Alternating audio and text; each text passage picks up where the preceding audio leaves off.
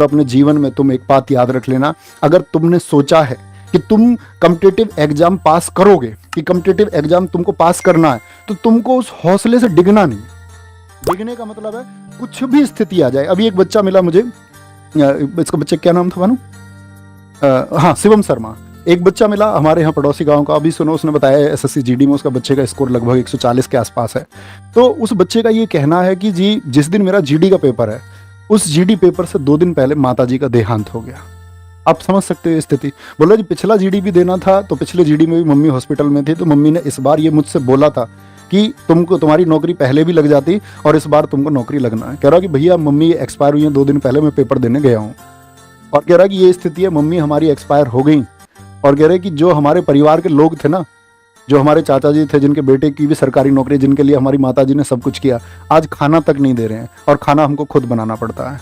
तो मैं ये बोलता हूँ कि जीवन में सबसे बड़ा संघर्ष ये है, सबसे बड़ा संघर्ष ये है कि हमने जो कुछ तय किया है वो हम पाके रहेंगे और उसको हमको पाने से कोई नहीं रोक सकता। उसमें कितनी भी विपत्ति आए, कितनी भी परेशानी आए, हम छोड़ेंगे नहीं। तो कर्ण की वो लाइन है, ये संभव हो सकता है सूरज पश्चिम में उग जाएगा, ये भी संभव हो सकता है कि धरती पर वृक्ष स्वयं अपने फल खा जाएगा, ये भी संभव हो सकता है कि जल अपनी शीतलता त्यागे, ये भी संभव हो सकता है कि क्षत्रिय रण छोड़ युद्ध से भागे, ये भी संभव हो सकता है कि महादेव विष छोड़ यहां अमृत चुन ले, ये भी संभव है भगवान श्री कृष्ण शिशुपाल की 100 गाली सुन ले, ये भी संभव है।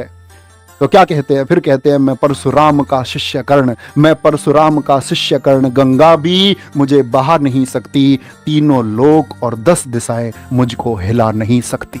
तो ये वो कॉन्फिडेंस तुम्हारे अंदर रहेगा ना कि भाई मैंने ये तय कर लिया है और ये मैं करके रहूंगा, दुनिया की कोई ताकत नहीं रोक सकती। कुछ भी होगा, बीच में क्या हुआ पता नहीं, कितनी बार सिलेक्शन नहीं हुआ पता नहीं, कितनी बार मेरिट से 2 नंबर कम रह गए, 5 रह गए, किनारे से रह गए, मेडिकल नहीं हुआ इस बार, फिजिकल नहीं हुआ, नहीं पता। मुझको सिर्फ एक चीज पता है, मेरा टारगेट कि मेरी नौकरी लगेगी, और जब तक मैं उस टारगेट तक नहीं पहुंच जाऊंगा तब तक नहीं रुकता भाई। मैं किसी से भी नहीं रुक सकता और दुनिया की कोई ताकत नहीं रोक सकती। ये वो चीज तुम्हारे अंदर जब आ जाएगी ना, तो बच्चे कोई नहीं रोक पाएगा।